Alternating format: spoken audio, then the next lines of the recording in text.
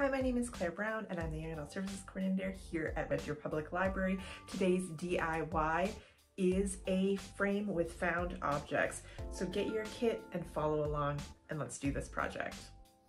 For this DIY project, you'll need the frame provided, some found objects that will be in your kit, but feel free to add some, and some glue. I'm using hot glue because it dries quickly and is fairly strong, but any type of glue will work as long as you wait for it to dry.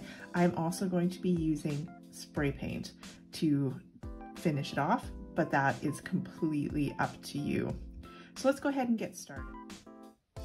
So the first thing we have to remember is the bottom of our frame is the side with the hole. So that's the back side and that's also the bottom. Your little dowel that's provided sticks in the little hole so that it will sit on your dresser, desktop, tabletop, whatever you have it. So you want to make sure that that is on the bottom and the reverse side. So once you are ready, you'll just start placing and playing with your found objects until you find a look that suits you and then glue it all down. So let's get to it.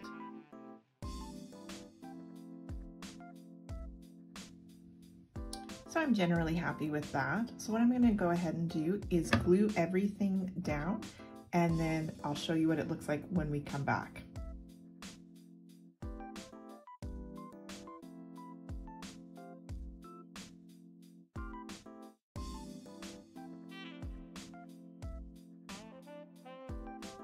Here's my completed frame after the spray paint.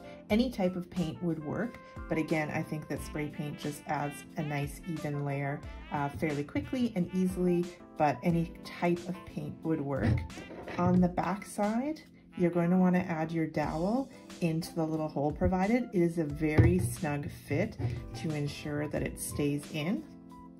And then once you're done, you just lean it up against your tabletop and your framing is complete. I hope you enjoyed this tutorial and we'll see you for the next one.